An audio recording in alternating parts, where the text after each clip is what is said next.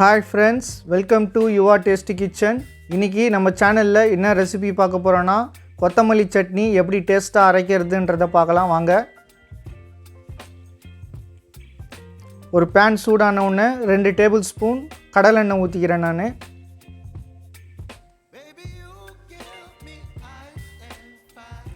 எண்ணெய் சூடான உடனே 1/2 டேபிள் ஸ்பூன் உளுத்தம் பருப்பு போட்டுக்கலாம். இதை ஒரு நிமிஷம் லோ ஃப்ளேமில் பொன்னிறமாக வர வரைக்கும் ஃப்ரை பண்ணிக்கோங்க.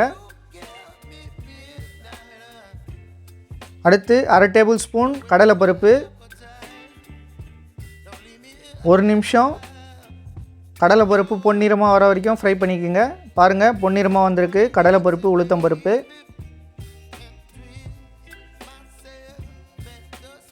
அடுத்து ஒரு 10 நம்பர் சின்ன வெங்காயம் ஆட் பண்ணியிருக்கேன். சின்ன வெங்காயம் போட்டிங்கன்னா நல்லா டேஸ்ட்டாக இருக்கும், அதனால் சின்ன வெங்காயம் ஆட் பண்ணிக்கிறேன். சின்ன வெங்காயம் இல்லைனா ஒரு மீடியம் சைஸ் வெங்காயத்தை நீட்டு வாக்கில் கட் பண்ணி ஆட் பண்ணி ஒரு 2 நிமிஷம் வதக்கி விட்டுக்குங்க.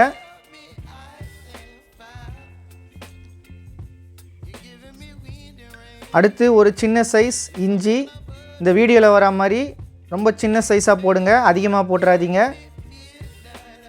இதை ஒரு நிமிஷம் லோ ஃப்ளேமில் வதக்கிக்கலாம்.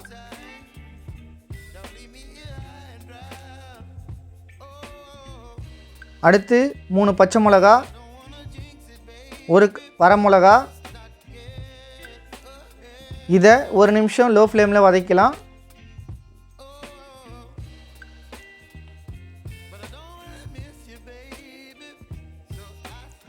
ஒரு சின்ன கோலி குண்டு சைஸு புளி, தோல் நாரெல்லாம் நீக்கி க்ளீன் பண்ணி ஒரு சின்ன சைஸ் புளி ஆட் பண்ணிக்கோங்க. சின்ன கோலி குண்டு சைஸ் இருக்கணும், அதிகமாக இருக்கக்கூடாது.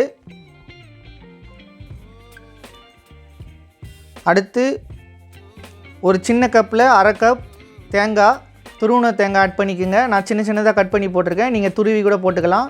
அடுத்து ஒரு கட்டு கொத்தமல்லி நான் கிள்ளி வச்சுருக்கேன். பாருங்கள்,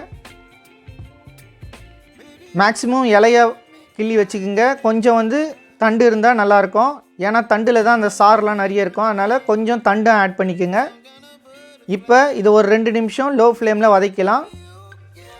ரொம்ப நேரம் வதக்கக்கூடாது, அப்புறம் அந்த பச்சை கலர் வராது. அதனால் ஒரு 2 நிமிஷம் லோ ஃப்ளேமில் வதக்கிங்க. இப்போ நம்ம வதக்கி எடுத்தாச்சு. இப்போ ஒரு சின்ன ஜாரில் நம்ம வதக்கின கொத்தமல்லி சட்னிக்கான மசாலா எல்லாத்தையும் ஆட் பண்ணிக்கலாம். சூடு ஆறின பிறகு ஆட் பண்ணுங்கள். தேங்காய் நீங்கள் துருவி கூட போட்டுக்கலாம், நான் சின்ன சின்னதாக கட் பண்ணி போட்டிருக்கேன். அடுத்து ஒரு 1/4 டீஸ்பூன் உப்பு ஆட் பண்ணிக்கோங்க. நான் கல் உப்பு ஆட் பண்ணுறேன். உப்பு அதிகமாகிடக்கூடாது, நீங்கள் ஃபஸ்ட்டு கொஞ்சமாக ஆட் பண்ணுங்கள். அப்புறம் சட்னி அரைஞ்ச பிறகு உப்பு பத்தலைன்னா அப்புறம் ஆட் பண்ணிக்கலாம். அப்புறம் முக்கியமான விஷயம், தண்ணி கொஞ்சம் கொஞ்சமாக ஆட் பண்ணி அரைக்கணும். தண்ணி அதிகமாக ஆட் பண்ணிட்டீங்கன்னா பேஸ்ட்டாக வராது. அதனால் தண்ணி கொஞ்சம் கொஞ்சமாக ஆட் பண்ணி ஒரு 2-3 தடவை ஆனால் கூட நீங்கள் நல்லா பேஸ்ட்டாக அரைச்சிக்குங்க. நான் இப்போ கொஞ்சம் கொஞ்சமாக தண்ணி ஆட் பண்ணி அரைக்கிறேன். பாருங்கள்,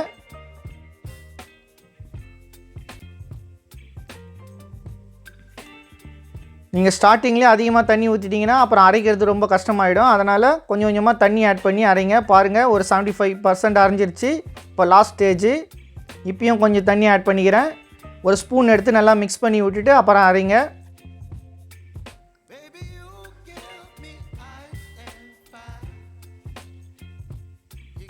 இப்போது நல்லா பேஸ்ட்டாக வந்திருக்கு. பாருங்கள், இதுதான் கரெக்டான சட்னி பதம். இப்போது அதுக்கான தாளிப்பை நம்ம ரெடி பண்ணிக்கலாம். ஒரு பேனில் ஒரு 2 டேபிள் ஸ்பூன் கடலெண்ணெய் ஊற்றிக்கிங்க.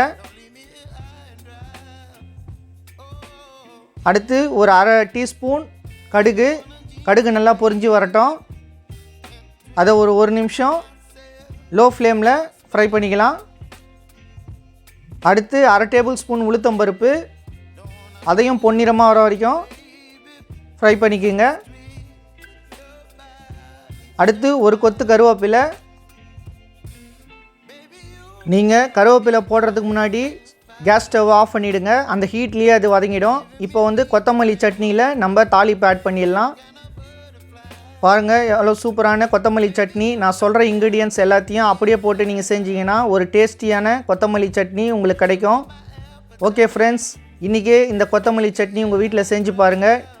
இந்த கொத்தமல்லி சட்னி ரெசிப்பியில் எந்த டவுட் இருந்தாலும் நீங்கள் கமெண்டில் கேட்கலாம், நான் உடனே ரிப்ளை பண்ணுவேன். ஓகே ஃப்ரெண்ட்ஸ், நம்ம சேனலுக்கு ஆதரவு கொடுத்ததுக்கு ரொம்ப நன்றி. நம்ம சேனலை மறக்காமல் சப்ஸ்கிரைப் பண்ணுங்கள், லைக் பண்ணுங்கள், ஷேர் பண்ணுங்கள். தேங்க்யூ.